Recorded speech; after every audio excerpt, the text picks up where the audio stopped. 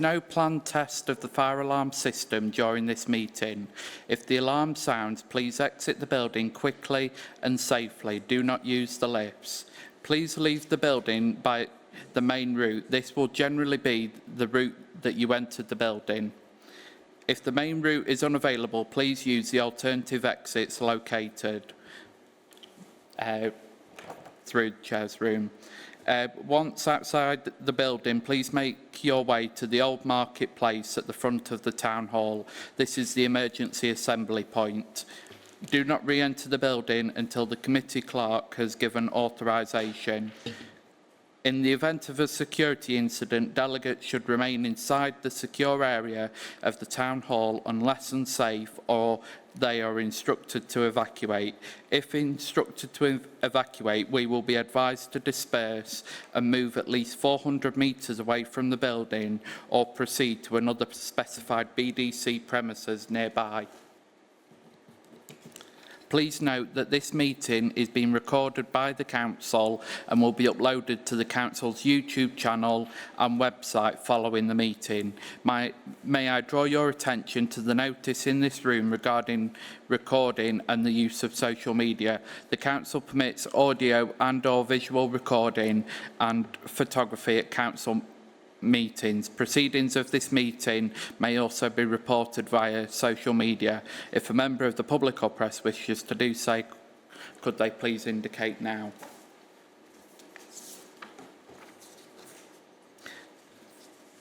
Councillor Shepherd has sent his apologies for this meeting, so I will be chairing tonight. The meeting must finish no later than 9 p.m. unless we pass a resolution for a 30-minute extension. Please keep questions focused on the item in hand and please speak clearly into the microphone. Are there any apologies for absence?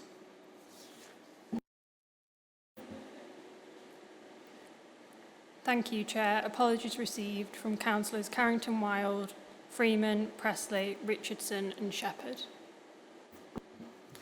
Thank you. Are there any declarations of interest?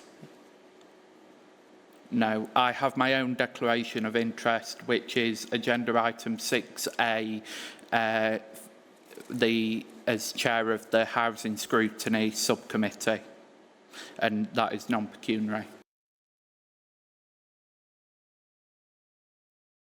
Are there any declarations of interest from officers?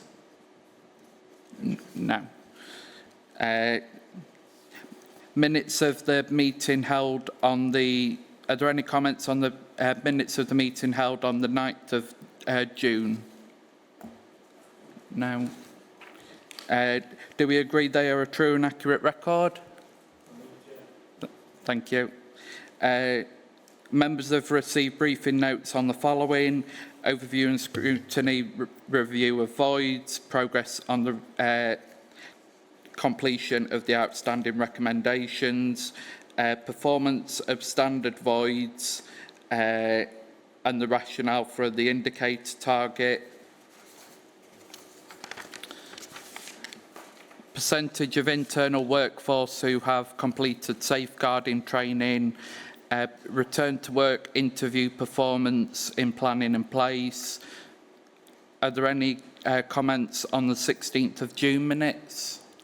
No. Do we agree that they are a true and accurate record? All those in favour? Yeah.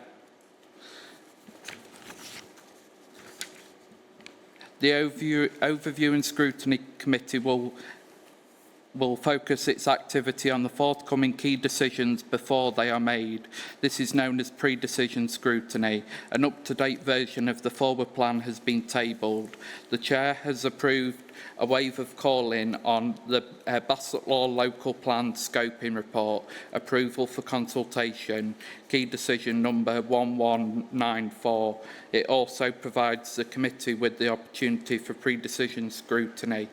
Karen Johnson, Planning Policy Manager, gave the reasons for the waive of call-in as a local plan scoping consultation provides the local community and other stakeholders with the opportunity to have their say at the very start of the plan making process about what the council should include in the local plan and how we approach future local plan engagement.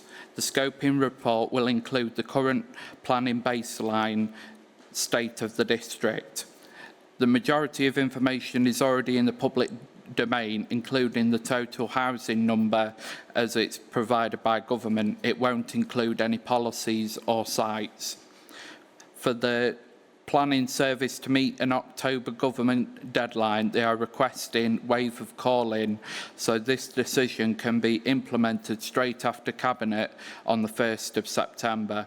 If the decision goes to September O&S, and there will not be enough time for both the consultation and the post-consultation technical process ahead of the October deadline. Would Karen like to speak to the report and answer any questions from members? Thanks, Chair. So the Cabinet report will be asking for approval of the content of the local plan scoping report and for its consultation. So it would be a 6-week consultation. I suppose just to give a little bit of background, so the current local plan was adopted in May 24. The government asked that we review a local plan every 5 years, so by 2029. The government also say that it will take 30 months to produce and adopt a local plan.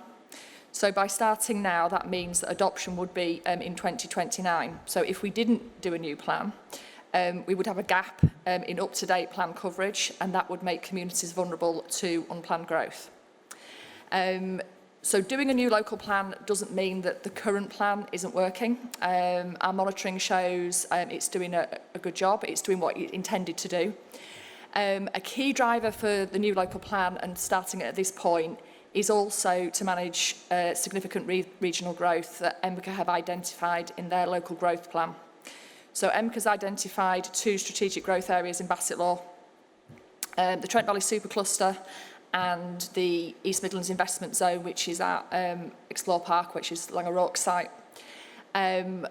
Through the local plan, we'd like to be able to maximise the opportunities that come with this significant scale of economic growth for our communities, and also be able to strongly manage any impacts on communities across the district. And a new local plan can do that. As Councillor Carroll said, the scoping report is the first stage in the new plan-making system.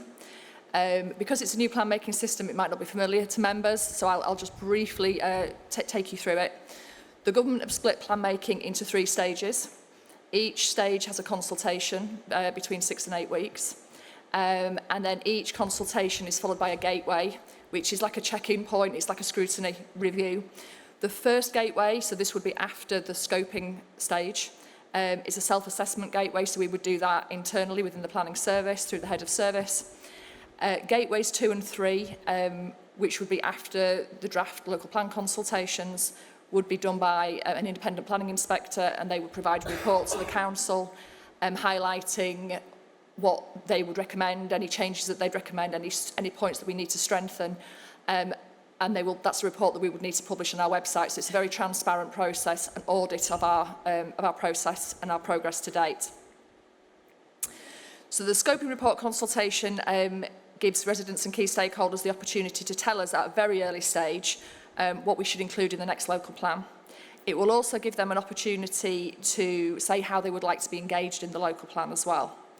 We're anticipating the scoping report will be quite high level. It will give a state of the district position in planning terms for each of the key themes in the local plan. It will also summarise what the opportunities and challenges are for each of those themes, so housing, employment, natural environment, climate change, those kind of themes. And it will also say what evidence we will produce to support the local plan. That's something that we have to do. That's something that government asks us to do. As Councillor Carroll mentioned, quite importantly, the scoping report does not include any policies or sites. It's not a draft local plan. It is us asking residents, what do you think we should include in this next local plan? It will also include an engagement strategy. So government asks that we're digitally led now with plan making. So we were highlighting what we'll be doing digitally. But that doesn't mean to say that there won't be opportunities for residents to be involved in more traditional methods, and we'll also be highlighting to residents at each stage for each consultation how they can engage with us, whether that's at events, where they'll get their forms from, where they can view the documents, that kind of thing. But I'm happy to take any questions, Chair, if that would be helpful. Thank you. Does anybody have any questions for Karen? Councillor Sanders. Yeah, thank you, Chair. Karen will not be surprised that it's me that's opening my mouth again. I do really welcome the work that's being undertaken on this. I think it's important. I know LGR has been a massive topic for us all, but I think it's important that we do continue the work on the local plan. The new Unitary Council will have to obviously get up to speed and take its own positions when they are vested, which I believe is April the 1st in 2028. But if we have a viable local plan, that would form the basis of any work undertaken, I believe, by the new Unitary. And I think it's in all our interests that we put Bassetlaw in a position where we have a viable, worked out local plan in terms of housing, in terms of employment, transport, and all the other things that are associated with the local plan. So I've said a lot on this in the past. I'm not going to say any more, but I do welcome it. And I thank Karen and I thank Abby for the work that they're doing. Thank you. Does anybody else have any questions? No? Okay, thank you, Karen. Thank you for attending, and you can stay if you want to, but I'm sure you want to leave.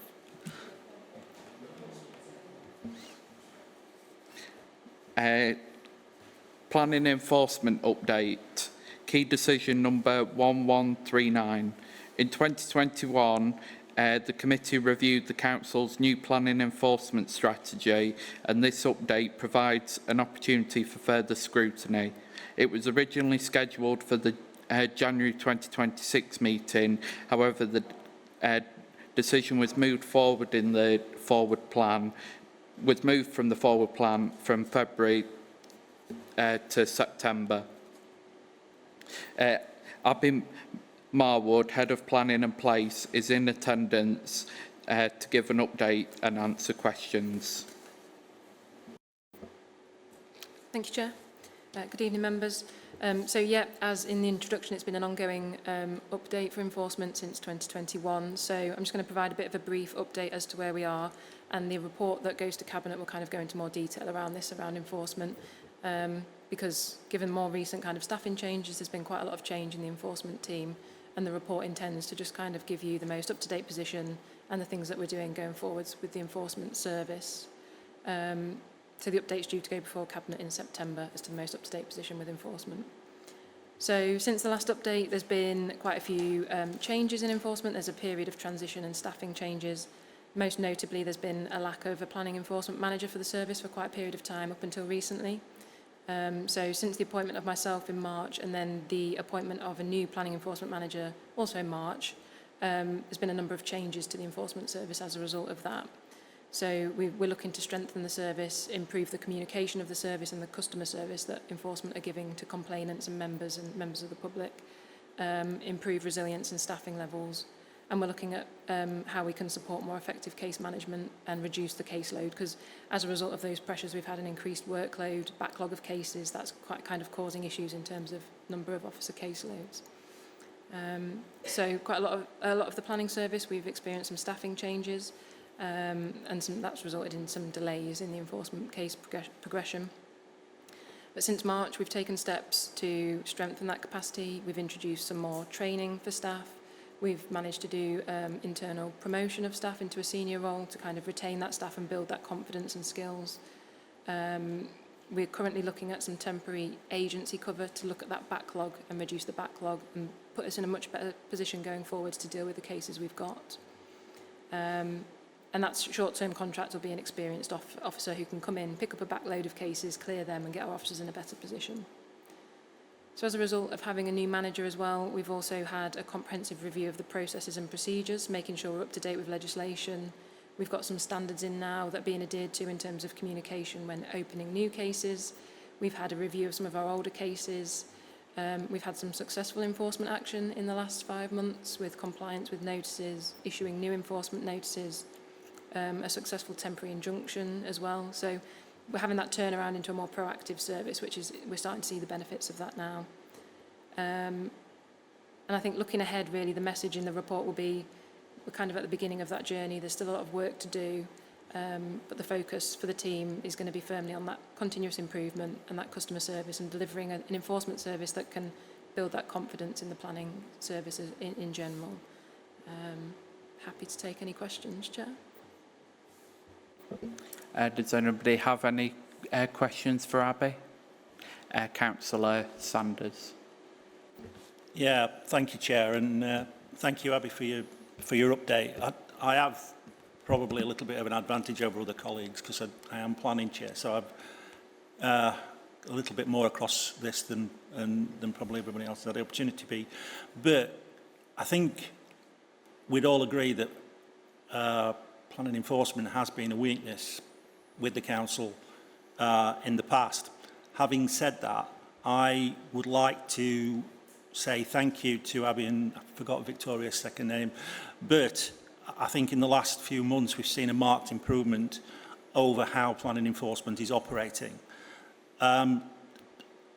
Maybe don't expect a question to this tonight, Abby, but my concern would be, do we have the knowledge within the team to be able to do what we need to do?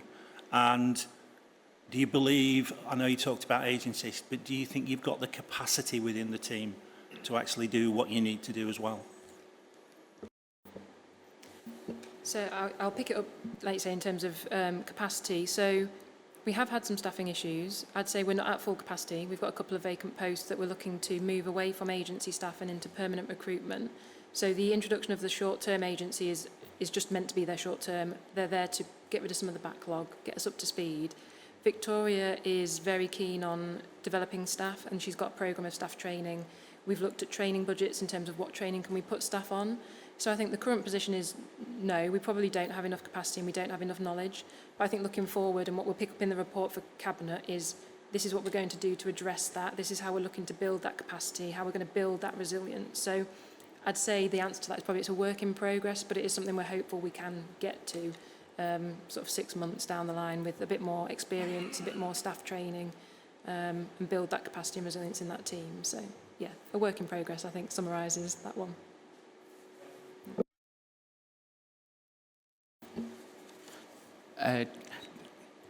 Yeah, Harriet, Councillor Digby. This is scary, Mike, that's right. Yes, sorry. I'm also really distracted by that. That's really hard to deal with right now. So I appreciate that planning enforcement is very difficult and it's a very difficult job to do. So I'm so grateful, especially as the people who you're probably dealing with are more irritated than before because of how long it's taken to get this far. So I'm so grateful for the staff for persevering in really challenging circumstances. The question I sort of have, and I appreciate that it might be a bit of a piece of string answer.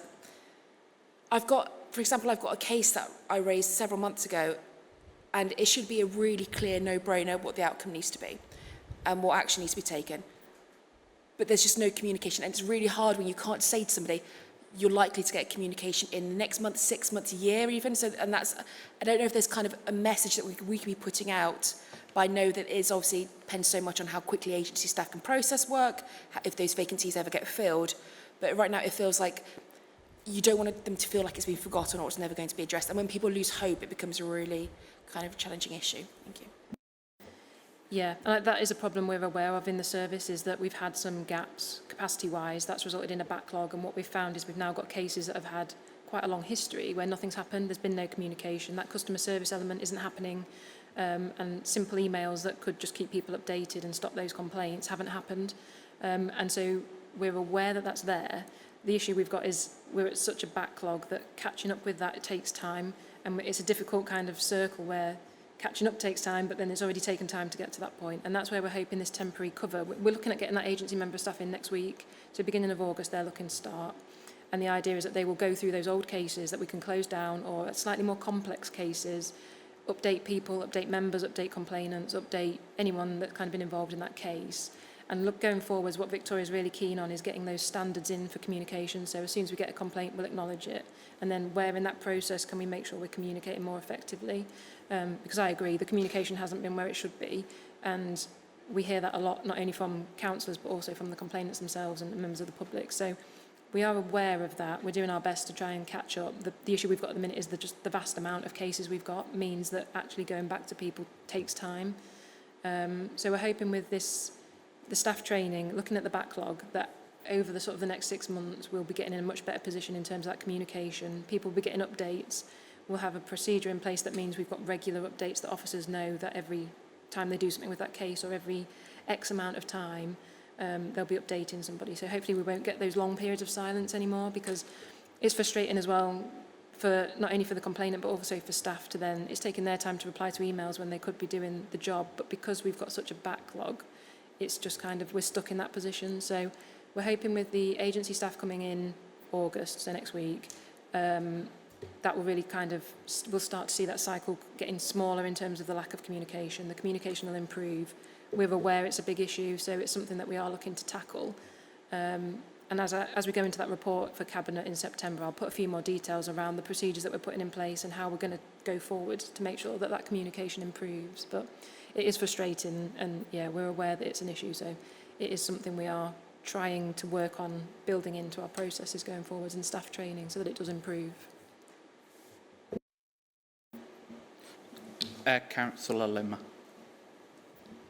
Thank you, Abby. I just want to sort of pretty much second Councillor Digby's comments, because over the last year I've been elected, when I'd sent any kind of correspondence to planning, I can tell you that I've not had one single response in a year to any inquiry. And obviously, both from the parish councils and obviously your residents, it's as a councillor, they think you're ignoring them. And then all I can give them, which I have done over the year, is I'm waiting for an update. And as I said, that reflects badly on us. So I appreciate, obviously, it's a backlog, but a little bit with the communication, even if it is acknowledging that, but still working, because it's more that we can give something back. We're not saying you need to speed anything up in that you're catching that backlog, but just at least so we can go back to our residents and our parish councils and say, you know, planning's acknowledged it, they're looking into it, and we'll review it a month's time or whatnot. Just that, but there's not even like an automated response. We've got your email, it's sort of in the queue. So thank you. I think that point in terms of automated emails or just acknowledgement is something that we are working on with members of staff in the team, to just say, even if you don't have the answer right there, just go back and say that, or at least set expectations with a timescale. So that is something we are picking up, and we'll pick up in the report as well, going to Cabinet, going in September, is how do we make sure that people are just getting those updates, even if there's nothing to update, but it's just that response. But yeah, it's not, I've heard these things as well from other places, and it's a priority for us in terms of sorting that communication out, because I think just that little bit of acknowledgement will go a long way for a lot of people in terms of, yes, we are looking at it, we will do something about it, but like you say, it feels like it gets forgotten about or ignored. And I think it's just important for us to pick that up with the officers in terms of our training and our communication, that can improve. It was exactly that. It was, as I said, even if there's not an update for planning, but we can at least go back to the parish or them and say, we spoke to planning, there isn't nothing new on that. So they've got the update to give to their council. Thank you. Councillor Griffin. I just wanted to say that I've had a few really big enforcement cases on my patch recently, and I just want to say thank you to officers. My experience over the last couple of years has been what other, members have commented on, but I've had 2 closed very quickly that have been hanging over for 2 years, and I've also got another one that's ongoing. Your communication's been fantastic. There hasn't been more than 48 hours that I haven't received a response. So my experience recently is that you really are stepping up your game, so thank you from my perspective. I think just picking up on that's what we want to get across the board, and we are trying to do it, and you'll see it in certain places where it's happened. It's just getting it then across the board so that everyone's getting the same kind of service. But yeah, we're hoping that that will start to come across much more consistently going forward. So yeah, thank you for that. Does anybody else have any further questions? Councillor Merriweather. Yeah, the only case I recently had, well, it was over a year ago now, someone in my ward got in touch with me with a planning issue, and basically, and I am saying this is well over a year ago, so I'm not blaming anybody on planning at the moment. This chap actually, all he wanted to do was convert his garage into a living accommodation for his disabled son and daughter-in-law. And he had a beautiful, stunning house that he's obviously spent a lot of money on, and all he wanted was this conversion. I'm not making out to be someone who's an expert on how designs are done and planned, etc. But I could not see for the life of me any issue. The problem was he was denied any planning consent for this, but was not given a reason. I went through the paperwork and there was no reason. And as it turned out, all I had to do was to come and speak to various people on planning, and I found out that the only issue was something very minor, which all it took was for the architect, his architect and the planning officer to just thrash out between them, and that was it. It was resolved. I think he was quite upset in respect that he was not given a reason. He was just completely turned down. So I think going forward, if that's one little minor thing could give him an explanation, it would be easy to sort out via an email and get people together and get that sorted out. But as I say, I'm not blaming anyone in planning at the moment. This was well over a year ago, but it's just something to bear in mind for any future case. If you just give them an explanation, okay.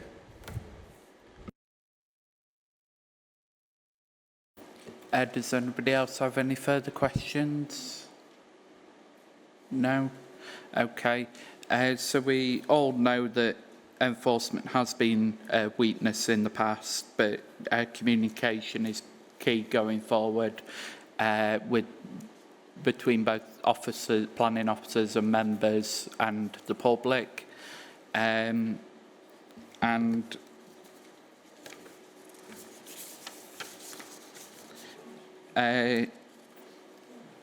Is there any other items on the forward plan that people would like to undertake pre-decision scrutiny on? No?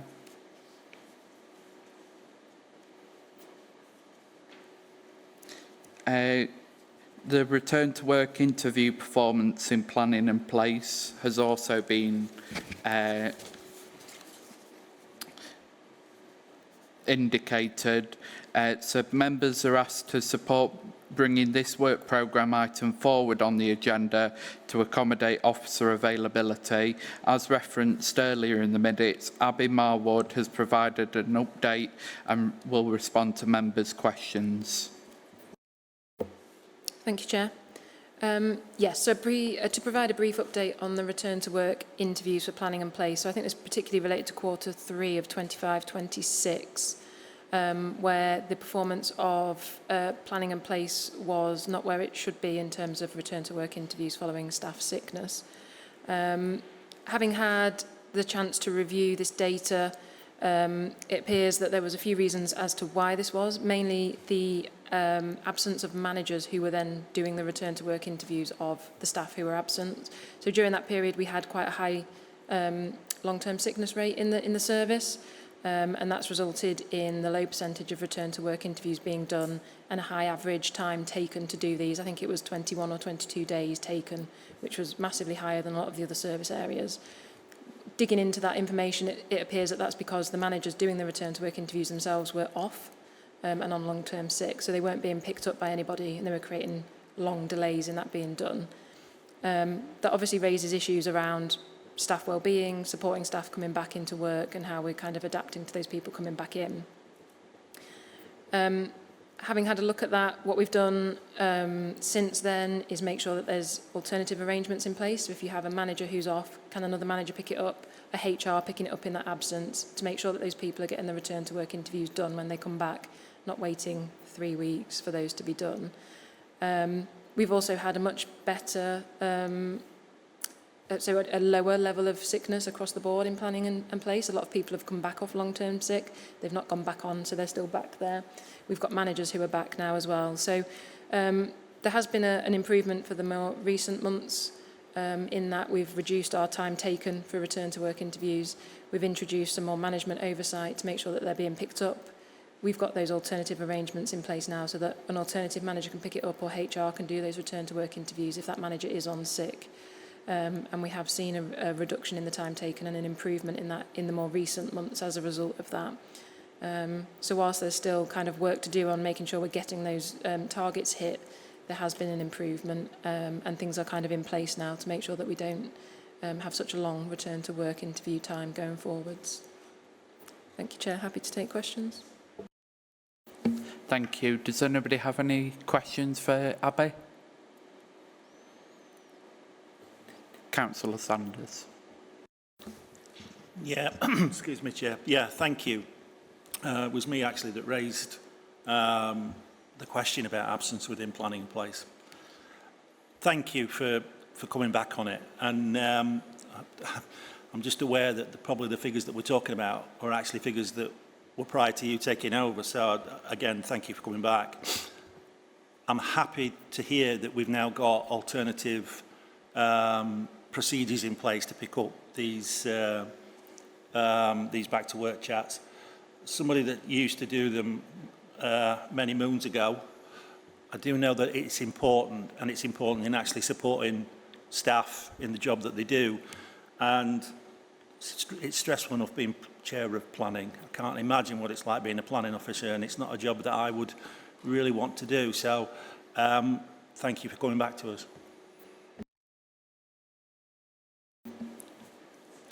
Does anybody else have any further questions? No? Okay. Thank you. Thank you, Abby, for attending, and you can and you can stay, but I'm sure you want to leave.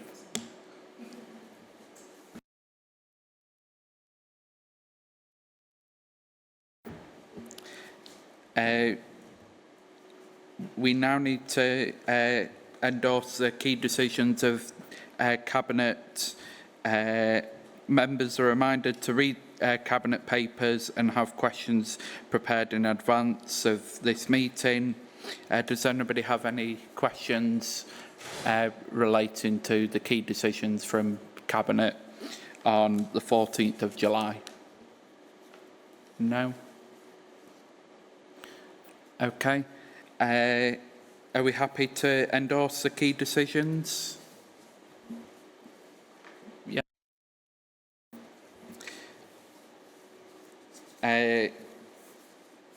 The Overview and Scrutiny work programme, we're going to consider the report in 3 parts. Topic selection for 26-27, as set out in sections 3.2 to 3.6. The remainder of the 26-27 work programme and the Housing Scrutiny Subcommittee. With reference to sections 3.2 to 3.6, I will hand over to Richard to explain the topic selection for 2026-27. Thank you, Chair. Before turning to the individual topics, I'll just briefly set out the process that has led us to this point. So, as part of the annual scrutiny topic selection process, all elected members and corporate management team were invited to submit topics suggestions to Overview and Scrutiny. To maximise engagement, officers issued personal invitations to members and senior officers and also paper submission forms were made available to full council on the 18th of June. As a result of the process, 7 topic suggestions have been received, and they are summarised at Appendix B. So this evening, the committee is asked to consider those topics and determine which should be taken forward into the scrutiny work programme, using the topic selection guide set out at Appendix C.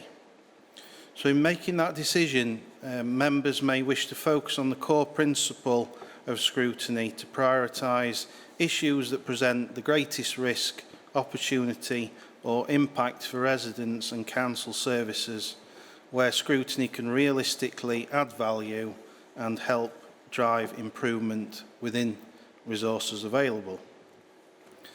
Members may feel some topics are not suitable for scrutiny, where they have got limited impact on the district or council services, if they duplicate work already taking place or cannot be addressed within a realistic scope or time scale. Any topics selected can still be referred to the relevant service area for consideration and response. So officers have confirmed that alongside the committee's planned business, there's capacity within the work programme to undertake 1 detailed task and finish scrutiny review, 2 scrutiny evidence gathering sessions, and up to 3 initial briefing notes on areas of interest. So that's kind of the capacity that we're looking at the moment. Members should also note that housing-related topics were considered by the Housing Scrutiny Subcommittee, and that committee has already agreed its work programme. That includes a task and finish review on the introduction of service charges for communal areas and independent living schemes, together with a review of the impact of local government reorganisation on housing services. The topic of housing voids was submitted to the Housing Scrutiny Subcommittee, but that has been referred to this committee for consideration, and it's included in the appendix.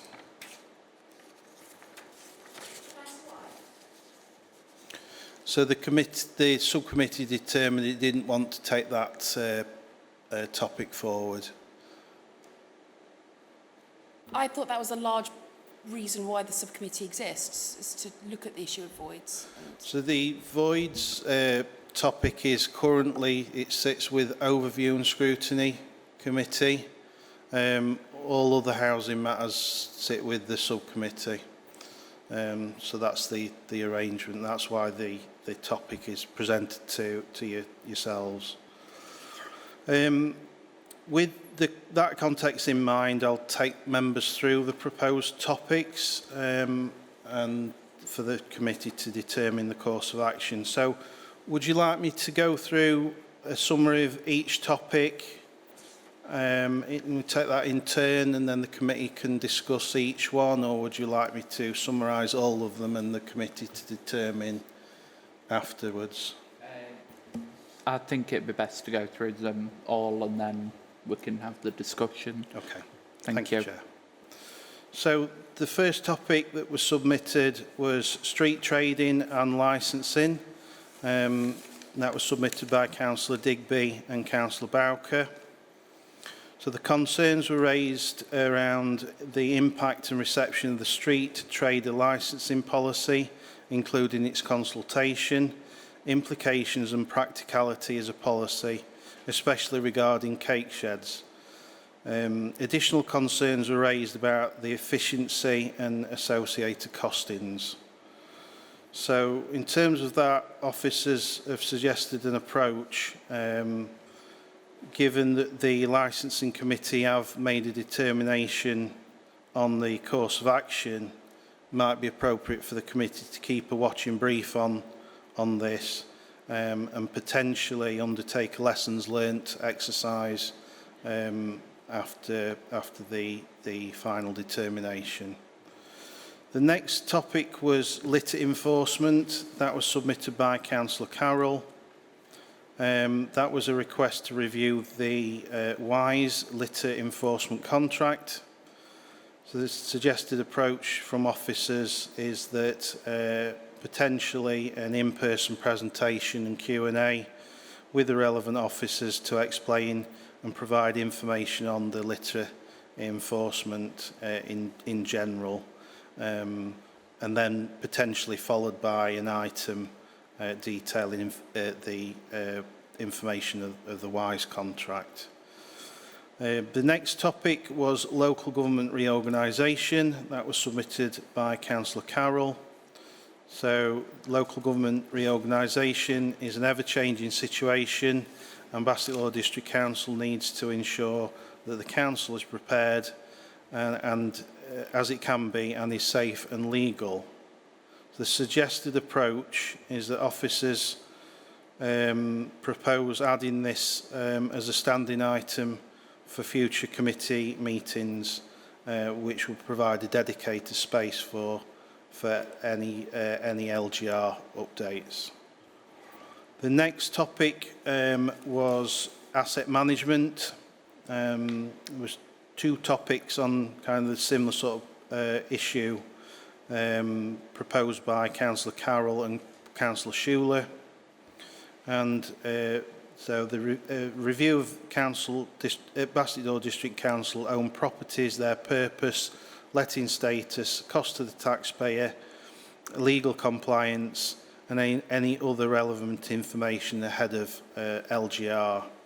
The suggested approach could be verbal Q&A with relevant officers, or potentially a task and finish group to undertake a review of the council's asset management plan. The next topic was around officer and member security, and this was submitted by Councillor Carroll.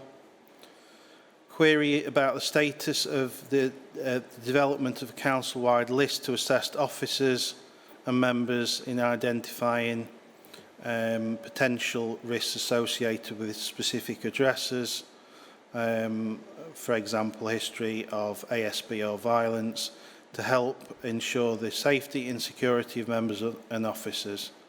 So I understand that progress has been made on this, and potentially that would be something that could be provided as a briefing note to the committee. Next one is active travel, and that was proposed by Councillor Shepherd. A potential gap in the approach to active travel, i.e. cycling and paths. MCA has funding for projects, and there's a potential need to safeguard active travel in Bassetlaw due to LGR. So the suggested approach is the current local plan is under review, as you've heard tonight, and this provides an opportunity to address and monitor the incorporation of active travel and consider the approach of LGR peer councils and the MCA strategy. The cycle champion, who is Councillor Shepherd, could lead on these discussions with relevant officers, and a briefing note could be provided to committee. So that's a kind of whistle-stop summary of the proposed topics, and the recommendation on that is that the committee select topics from those for the work programme using the prioritisation guide. And the final one was the voids topic from the housing scrutiny subcommittee. So the description is building on the previous void scrutiny. Concerns were raised about the remaining number of voids and progress towards recommendations accepted by Cabinet. Suggested approach to utilise the time allocated to voids as proposed in the work programme to assess the basis of housing metrics defined trends over time. And yeah, so the committee's already looking at monitoring voids through regular updates from the head of housing and the cabinet member, but also through the performance reports as well. Thank you, Chair. Thank you, Richard. Does anybody have any questions? Councillor Digby. It's really weird with you being chair. I'm not used to it. So I'm really glad that Richard kind of added on the point that I feel a key part of the issue about the cake sheds. So from my own research, when I looked into about 5 or so other councils, their costs were significantly lower than ours. So I don't have particular concerns about the fact that you might necessarily have to implement the policy, but it's the efficiency behind the licensing team and their ability to calculate. If they're saying that's how much it costs for them to be net neutral in terms of how much time it takes, I think there has to be a really big investigation into what our processes are and why it's taking so long. I appreciate that licensing might be something discussing about this thing currently. From discussions I've had within Labour Group, they're not discussing anything about the efficiencies of the lighting department themselves. My understanding is they're discussing whether to subsidise, in effect, aspects of the cost of cake sheds. So therefore, I feel, although it is tangentially related, it's not the same thing.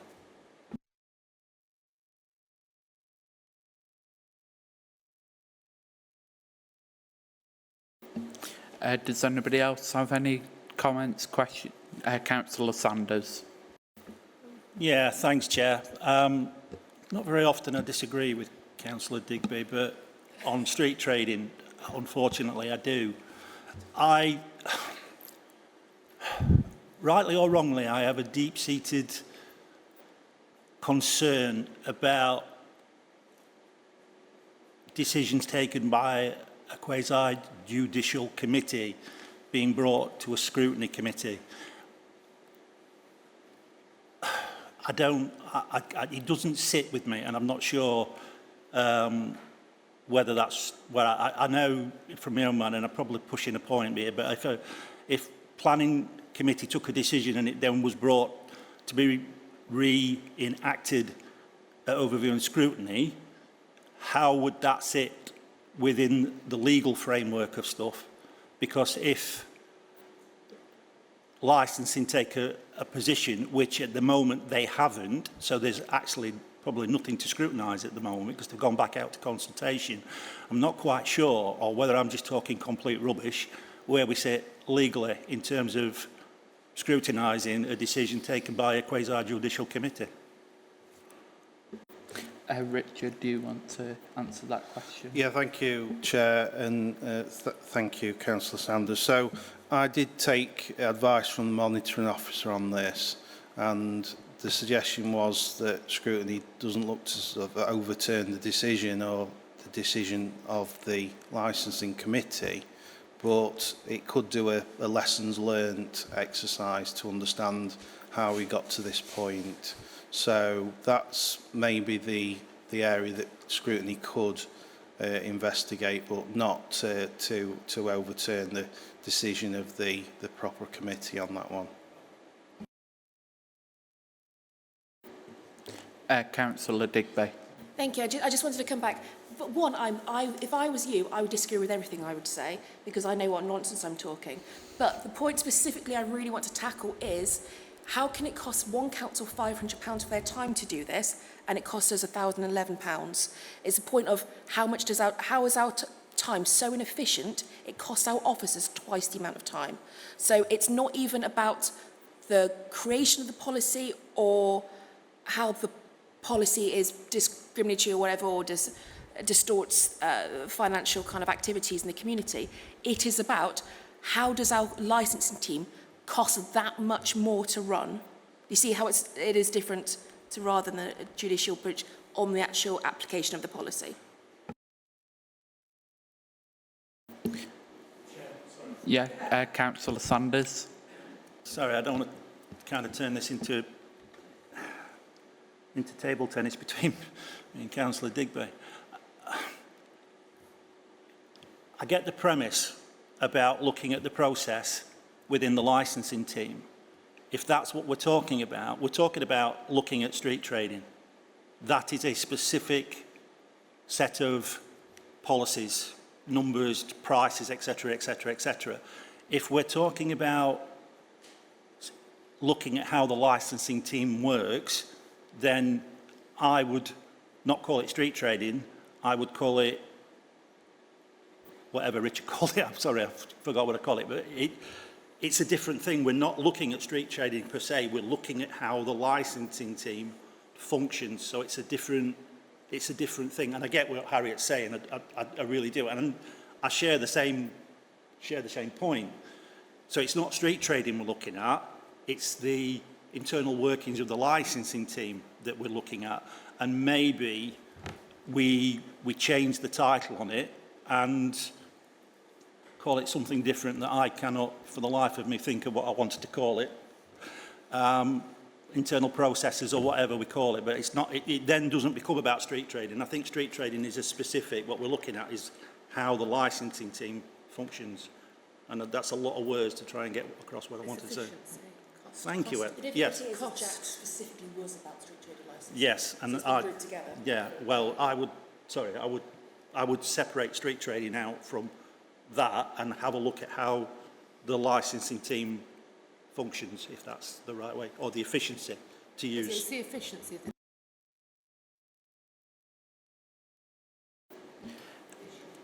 So as a suggestion of a way forward, what about following last week, as Councillor Sanders will know from last week, it's going back out to consultation again, so that'll be whenever. I don't know if, Jonathan, if you already know about them going back out for consultation again on dates for that.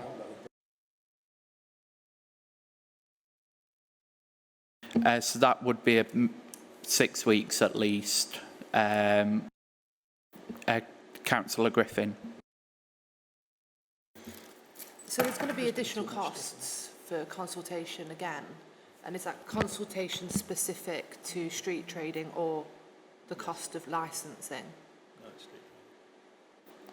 It'll be the sorry, I can't remember what I'd have to check the minutes of the meeting. I'm not trying to trip you up, I just feel like we're trying to separate one title into two issues, and I just want to be really clear that we're actually tackling both, and obviously the costs that are attached to that.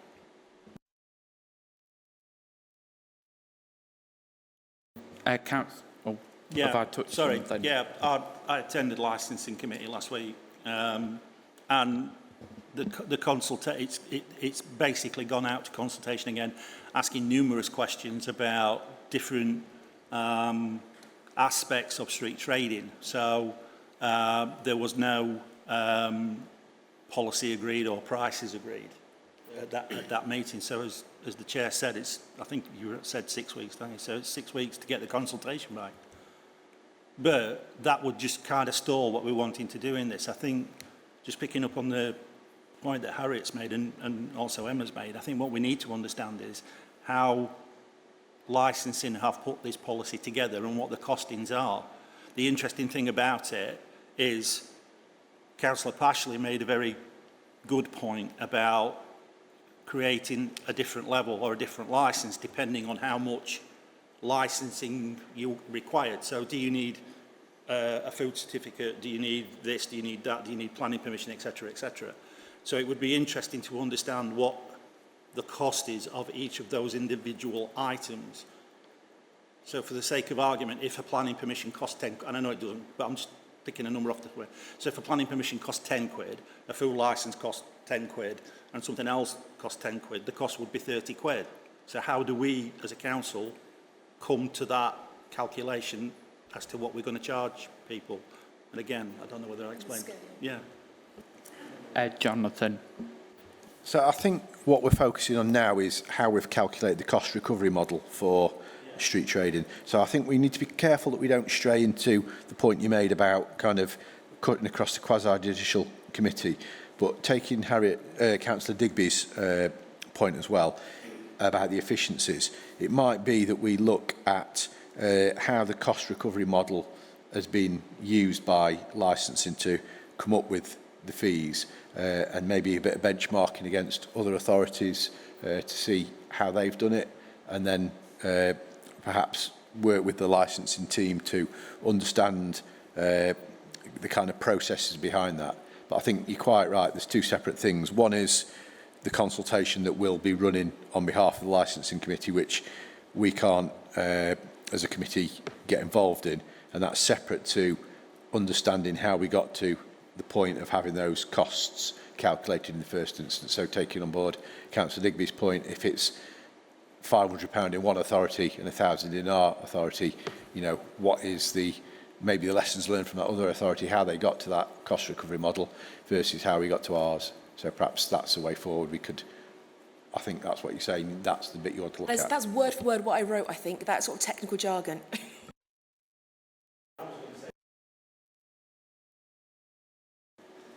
So is that an agreed way forward for the street trading and licensing? Yeah, all those in favour? Yeah. Now for the litter enforcement, from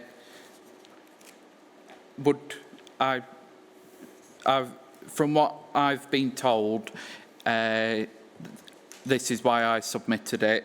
It's people were being followed around the district, mainly in the towns, and if they were eating something or whatever, and then just to watch to see if they dropped the litter. So apparently that's what the contractors were doing. So that's why I submitted it. So I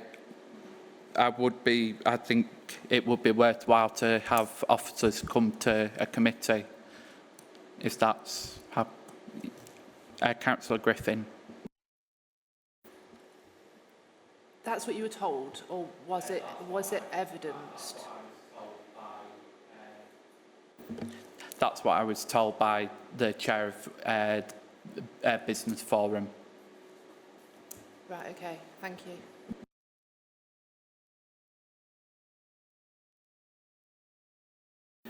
That was the chair of Worksop Business Forum. Does anybody else have any further questions? Would everybody be happy for that to be all those in favour? LGR.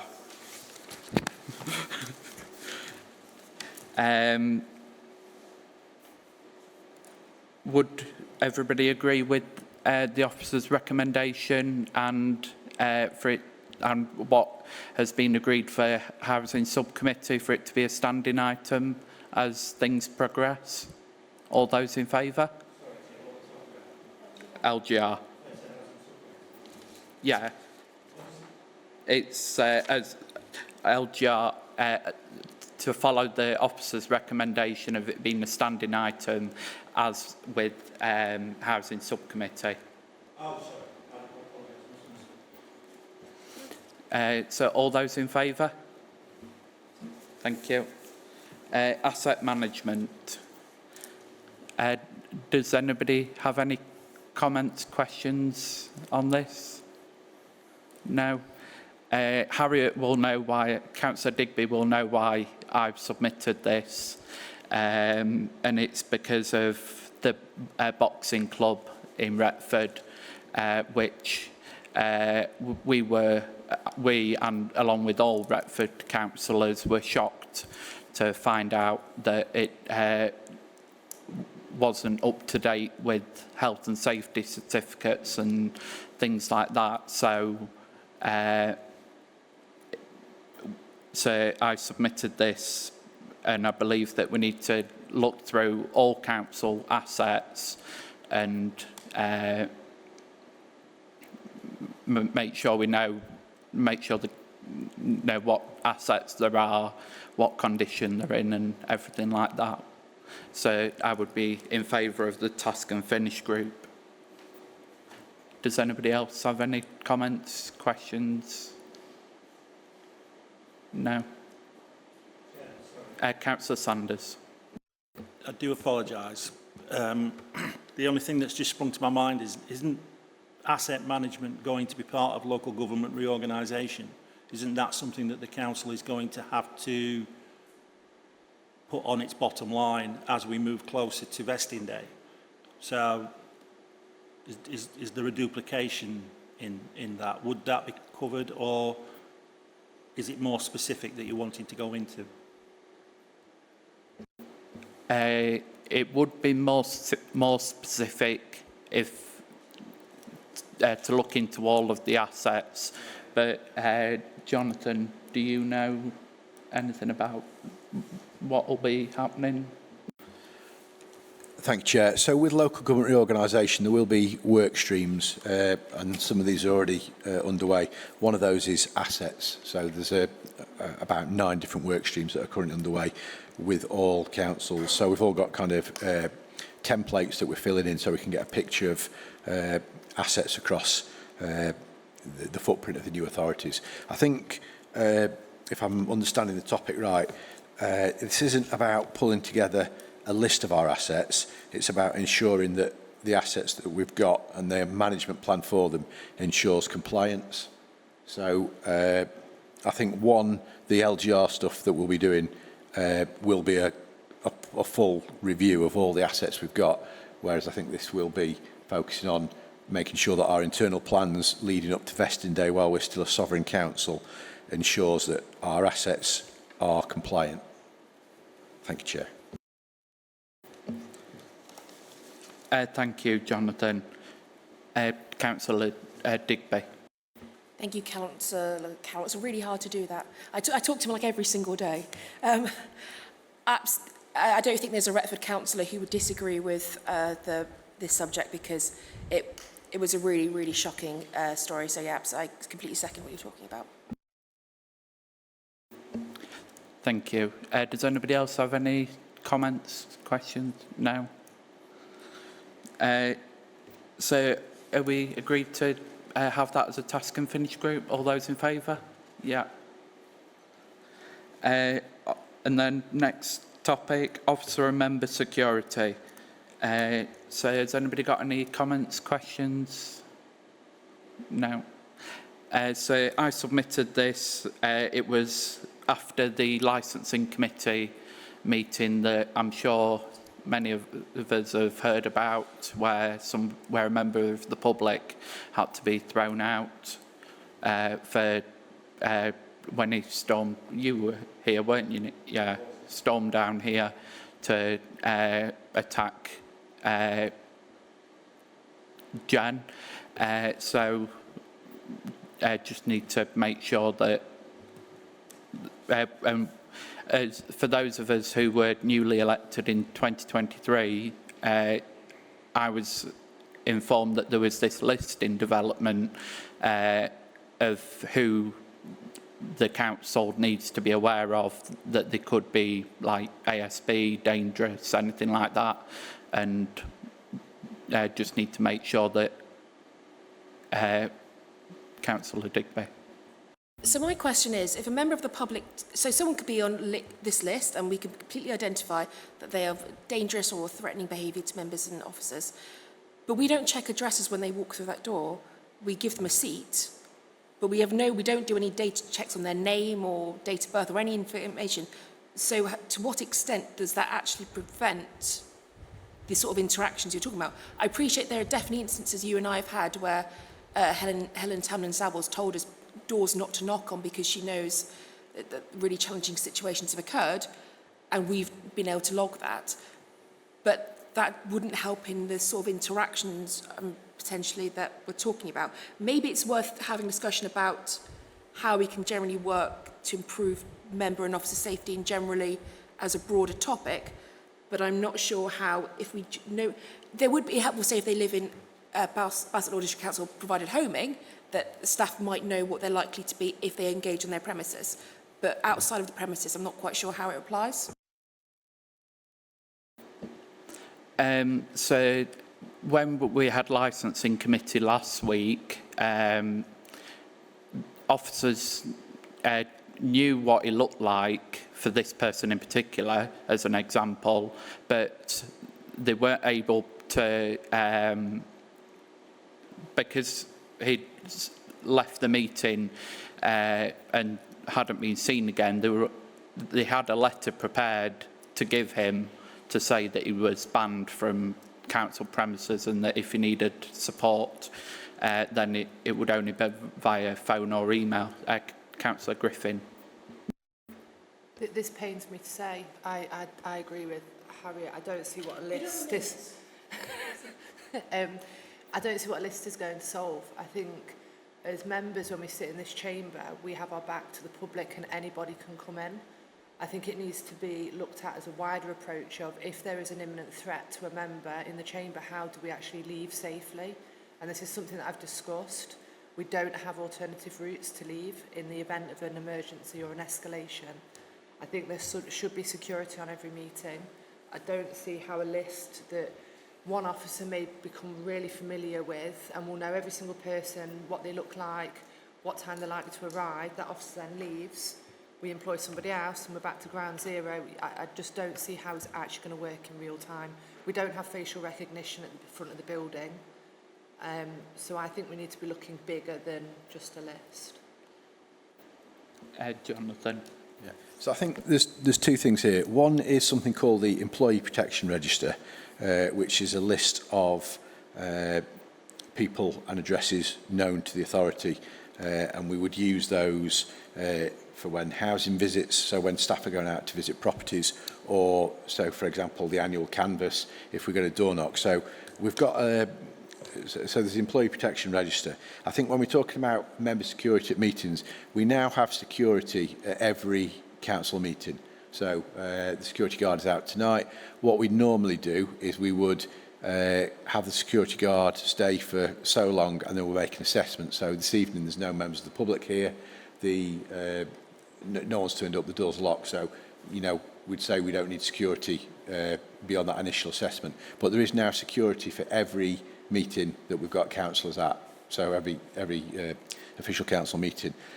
We have got means of escape in this building. So if there was security in here and someone was kind of coming from the public, we would get members through that door. But if you look, it's the way the chamber's laid out, you'd have to kind of walk past to get out of that door. So if you sat kind of at the back, we'd get you out of that door and round. If there was somebody kind of congregating outside, there's a means of escape where we could take people out onto Potter Street rather than going back out into the car park. So we do look at, it's called, I'm trying to remember the terminology, I think it's called JEEP, which is like a general evacuation protocol. And then for certain members, there is a specific evacuation protocol.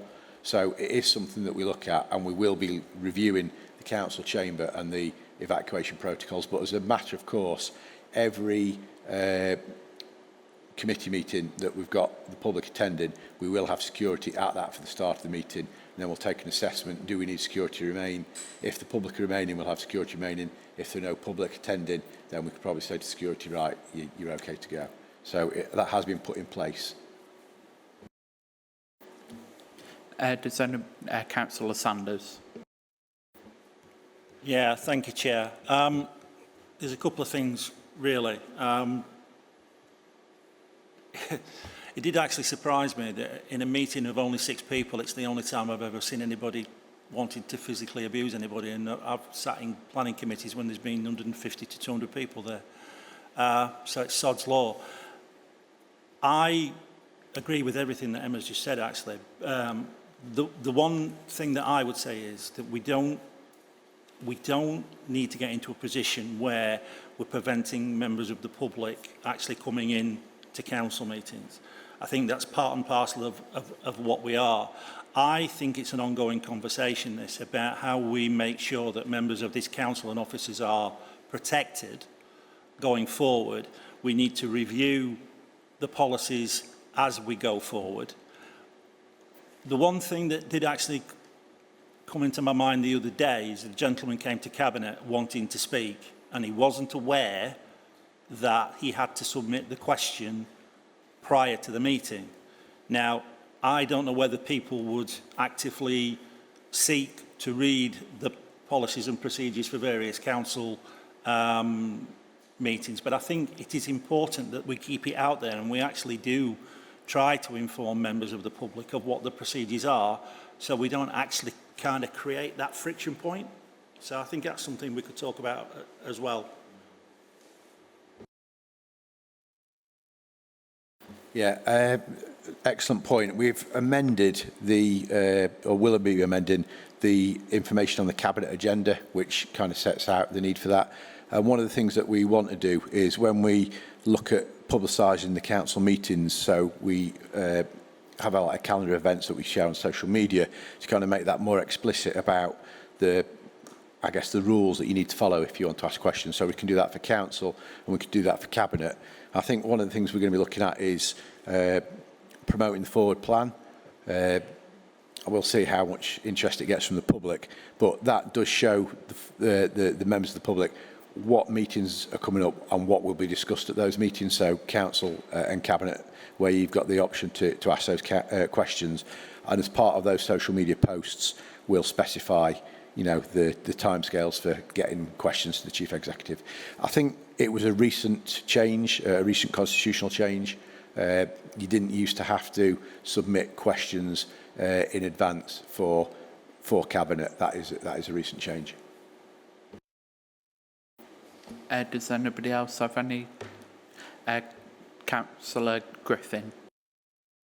Yeah, I just wanted to echo, I think a lot of the times in the chamber things escalate when members of the public are told to be quiet or they're not allowed to speak, and no one really likes to be told to be quiet, especially when they've made an effort to come and speak to their elected members and people that they think can actually change for them. So I'm definitely in agreement with if we can publicise very clearly how a member of the public, a layperson, can submit a question, and to ensure that we do have, you know, frontline staff, maybe customer services, that could assist with anyone that needs any help with that as well. Councillor Merriweather. Yeah, just to reiterate, I was actually here on that particular day, although I'm not on licensing. I was here because obviously my wife is on the committee, and it was quite nasty situation to be in. Now, just to as a point, as Councillor Griffin just mentioned, and Councillor Sanders, if people are aware that they cannot speak, then obviously that more or less cures the situation. Now, the person who was quite nasty and verbally violent, he was out of the premises and gone, but there were other members of the public there who were wanting to speak, and I was sat at the back with them, and I calmly explained the situation to them, that they weren't allowed to speak, they would have to submit questions, and they were quite all right with that. When it was explained to them, they were quite all right. Obviously, the individual in question didn't want to know any rules or regulations. He just wanted to stand up and spout and say what he was going to say. But I can actually say that the group of people that sort of accompanied him were okay once it was explained to them. Does anybody else have anything else they wish to add? Yeah, Jonathan. Yeah. So I think we did do a video explaining to the public about how to find out when the council meetings are, planning committee, licensing committee, and it did set out the how to ask questions. So we have got that video on our website. I think perhaps we just need to make sure we share that wider so that the public do realise what their rights and what rights they've got, but also their kind of responsibilities in how to exercise those rights. Councillor Digby. I'm assuming the LGA or some sort of similar board, I'm sure Maliki actually knows what the authority is I'm talking about, has a sort of best practice on de-escalating issues with council tensions, because we're increasingly seeing in the news that these things are getting more and more heated. And to what extent is the council complying with best practice, or to, are there other further opportunities that we have to try and de-escalate matters?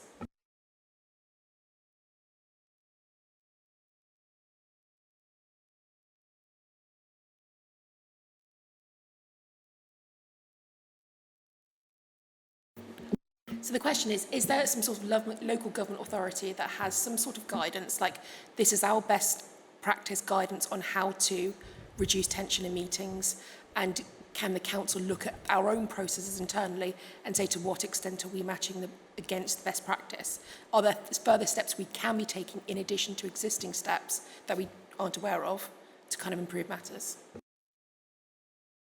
It's certainly something we can look at with the LGA if there's a kind of de-escalation processes that are used by other councils. I mean, we do have an emergency planning officer that kind of advises us on security matters, so it's something we can pick up with him separately. Councillor Limmer. I was just going to put a little small suggestion, because obviously if people weren't informed that they had to submit questions before, maybe if they've turned up and was hoping to speak, but rather than the council being brought by surprise, they can put an optional written question in, and there's just a small period of time, 5 or 10 minutes within the council, and the officers can take a look whether there's time, much like if time overruns and they're submitted after council, so be it. But if the time's put in there at discretion, the chair could decide whether to take those questions or not, and it might take the sting out of some frustration if a member of the public was hoping to speak at the time and they've been given the possibility that the question could be put in if there's time.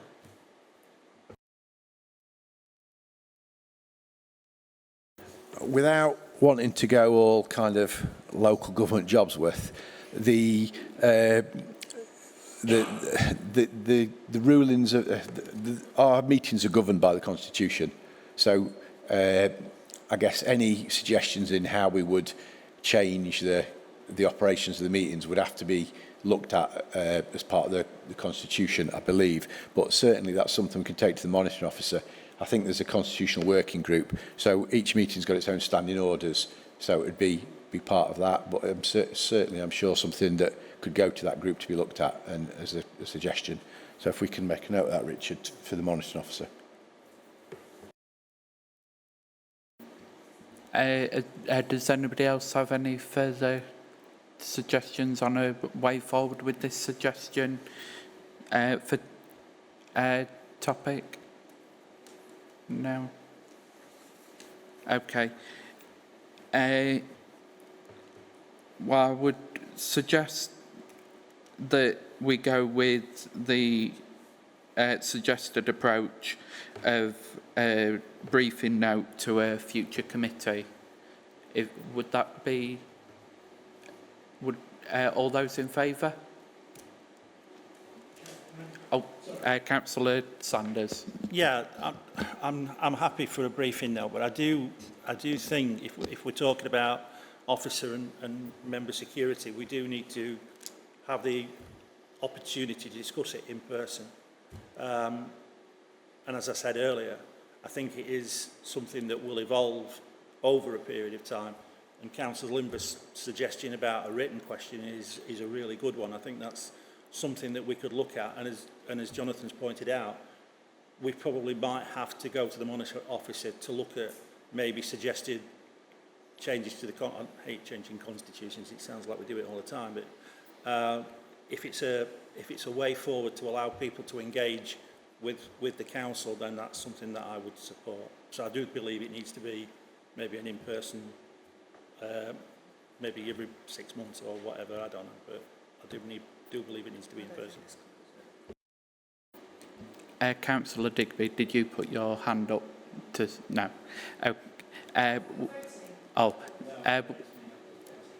So what about a briefing note and officer attendance at committee? Yeah. All those in favour? Yeah. The next topic is active travel, suggested by Councillor Shepherd. Does anybody wish to speak on this one? Any questions? Comments? No? So I think that this would be, I think it does need looking into, being a rural district. So, sorry, I can't remember what we suggested at pre-agenda. Just that we consider the approach of the local reorganisation for councils and strategy, and that we get the cycle champion to lead alongside officers to provide briefing of the committee. Yeah, so Councillor Sanders. Yeah, sorry, Chair. As Councillor Dixon once remarked, I don't like the sound of my own voice. I just think with this one, active travel, this is something that we talked about the local plan review earlier. This is something that's absolutely banging that alley in terms of how we integrate active travel into how we're going to plan for the district, but the wider Nottinghamshire Council, whatever it's going to be called going forward.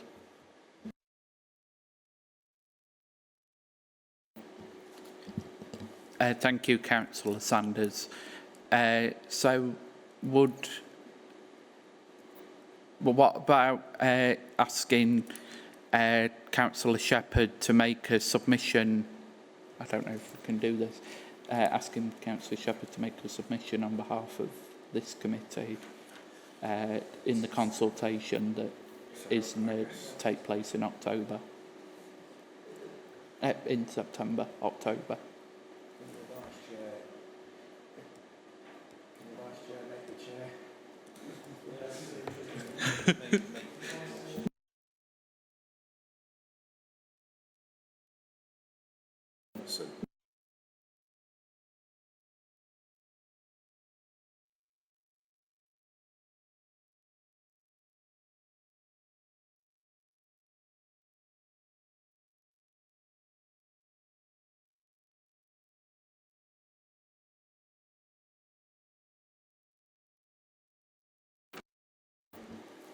Would that be agreeable with all those in favour? Yeah, thank you. Now really averted a coup d'etat there. Yeah, I didn't. I know what I meant. And now for the housing voids one, leaving the most complicated till last. So, does anybody have any comments, questions?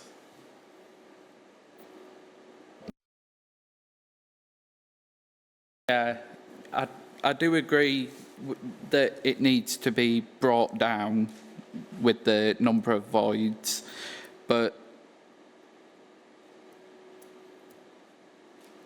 it is being looked into a lot with the with both Alison and Lynn coming to this committee every 6 months, and also through the KPI reports. So I'm not sure what more we could actually look at. Has anybody else got any suggestions?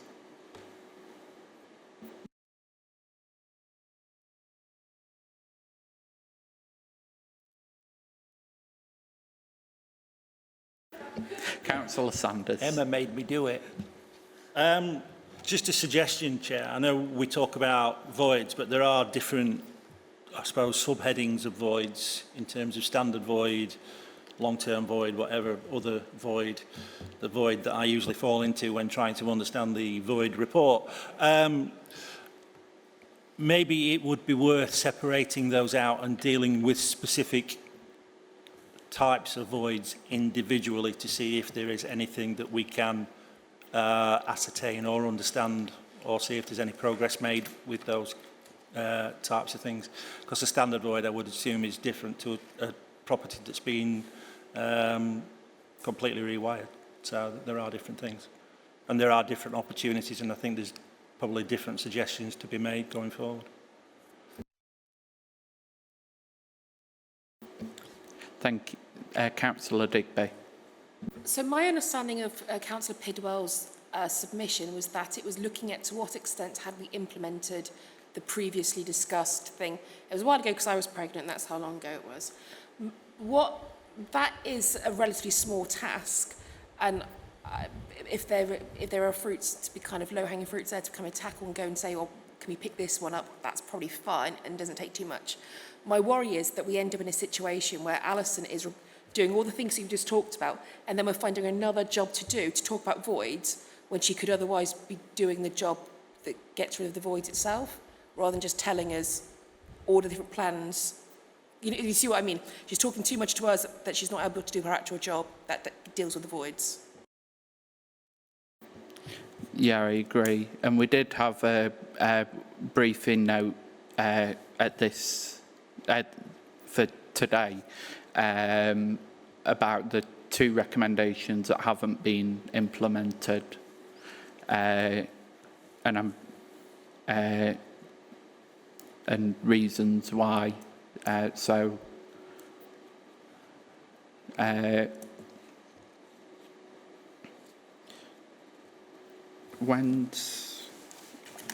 are these, is it September or October that Alison's next coming? Sorry, I'm just checking when Alison's next coming for housing voids.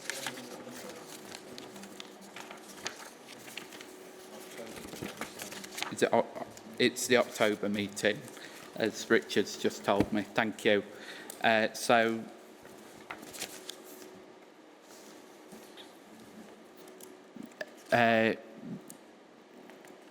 we can, I don't know, I'm stuck on suggestions for this one.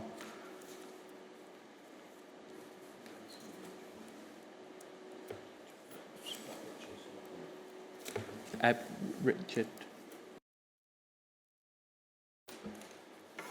Thank you, Chair. I suppose there is a concern around over-reporting on voids, and there is already in the work programme the attendance of the Cabinet member and the head of housing. So I think it's making smart use of that time. Scrutiny officers are available to help the committee in terms of draw up lines of inquiry for those meetings, so that you get best value out of those sessions, and I think that would be the way forward. Chair, thank you. Councillor Ducey. Thanks so much, Chair. I know they come to us every 6 months. From my perspective, that's not often enough. Could it be quarterly? Because I really think we need to squeeze this hard. Thank you.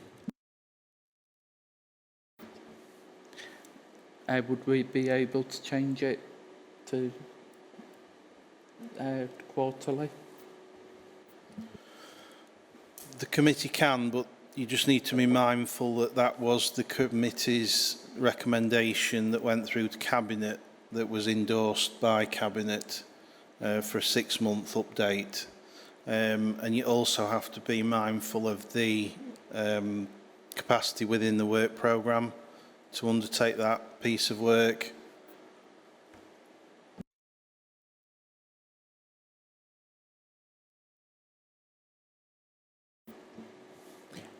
Does anybody have any suggestions? Oh, Richard, sorry. Yeah, so I suppose compromise would be to have a quarterly briefing, written briefing to committee, to keep the monitoring ongoing on a more regular basis, but in it, the actual formal attendance at committee, keep that every 6 months.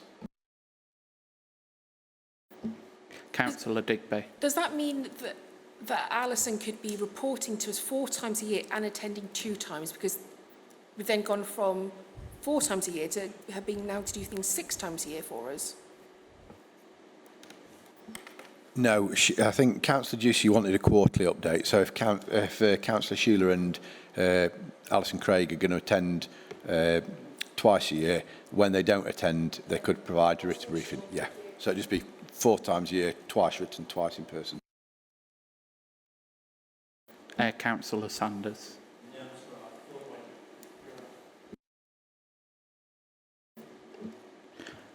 So would that be all those in favour of that suggestion? Oh, Emma, are you wanting to So I'm speak? just confirming it's going to be 2 written reports and 2 in person, and that's what we're voting on. That's what we're voting on now. Yeah, thank you. All those in favour of that? Yeah.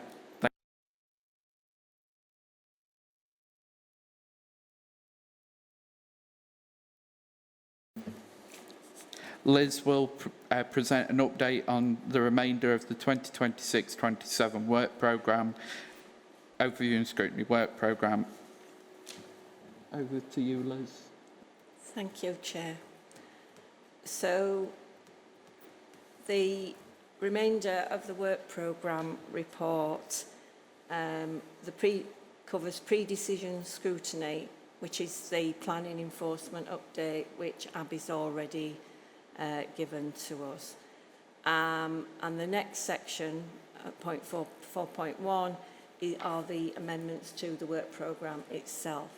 So in the original work programme that we presented in June, the medium-term financial plan update was due to be reported to October, but as we've received a multi-year financial settlement this time, whereas previously we've received it annually, usually around December, it means that finance can do their calculations a month earlier, so this is moved forward to September, if that's okay. The Abby's also... Sorry. Is that better? So the other amend is the proposal to incorporate the BPL annual report and the Health and Wellbeing Strategy Action Plan to have a more focused approach with a data-led review of issues, health issues that are important to the district. Perhaps for the one that we're proposing in February, could be looking at obesity and linking into how the BPL approach and the action plan work together to provide a more strategic outcome for the district. And that is a proposal to change the work programme from what we've done in previous years. Is that okay? Yeah. In terms of the briefing notes that you've received one on overview and scrutiny and review of voids, which was in response to the outstanding recommendations, and also the rationale for the target being set at 60. In addition, when we were doing the performance indicators, there was a request for the percentage of internal workforce who have completed safeguarding training and the reasons why the performance have been deteriorating. To note is that we would advise you of a correction notice for one of the performance indicators, and that is on the percentage of court cases reported on summons. There was the members raised, I think it was Councillor Digby, asked for an explanation of this figure, and on investigation by our officers it was found that the figure was in error. So we're asking the committee to approve an amendment from a figure of 111.76% to 9%. So it went, and that in terms of the outstanding actions to the work programme, I think you have received today a response from the director about the provision of dash cams. a very detailed response explaining some initial costings and the proposal to move that to 2027 and when they've carried out a more significant review. And so I will be putting that in the work programme for early in the new year. And the council's approach to anti-poverty, it is proposed that the council's new equality, diversity and inclusion strategy, which we will be receiving for pre-decision scrutiny, will set out the council's approach to poverty. And that concludes the report. Thank you. Does anybody have any comments, questions on the work programme? No? Okay, thank you. So we've got another busy year to look forward to. And now for the Housing Scrutiny Subcommittee, I refer the committee to paragraph 6 of the report. In relation to recommendation 9D, I have declared a non-pecuniary interest and have decided not to participate in the discussion or vote on the recommendation, and we will take this recommendation first. Richard, do you need... Oh, yeah. Does anybody have any comments, questions or observations? No? All right, all those in favour? Oh, yeah. The recommendation...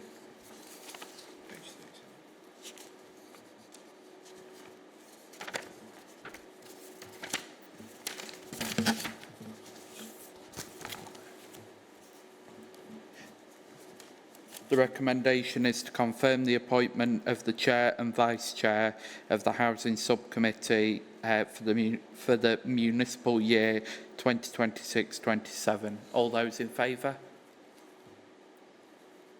Any against? No? Okay. Are we happy to approve the recommendations at 9A, 9B, 9C, 9E and on page 37? All those in favour?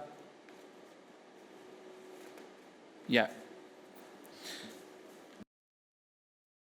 Any against? No. Each year we produce an annual report on the work of this committee. Liz Whittles will give a brief outline of last year's annual report. So each year we have to produce by a statutory duty to report to full council in September a report of the work that we've undertaken in the previous year. The report attached sets out the very detailed work programme that you've done for the year. We had 12 topic areas approved last year. We did an awful lot of work last year, covering virtually every service, I think. And in addition, we've also had the formation of the Housing Scrutiny Subcommittee, which is set out how it structurally relates to both our committee and to the Cabinet. So attached is for your approval and comment any amendments that will be needed before it is submitted to Council.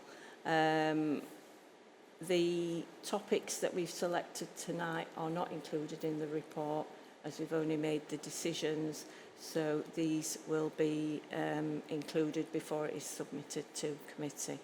If you have any comments on any of the items that are listed in the report, I'll be happy to answer them. Thank you. Thank you, Liz. Does anybody have any comments, questions, observations on the annual report? No. Are we happy to approve the recommendations on page 67? All those in favour? Yeah. Waive of calling a decision taken without sufficient notice. As mentioned previously, call-in has been waived for the Bassetlaw local plan scoping report approval for consultation, key decision number 1194. Is that all agreed? Yeah. Any against? No. And there's no items for discussion in private. There's one item of any other business, that is the East Midlands Council's questioning techniques for councillors. It was on the 16th of July. So if you attended, please let Laura know so that it can be recorded. Thank you. And that's the end of the meeting.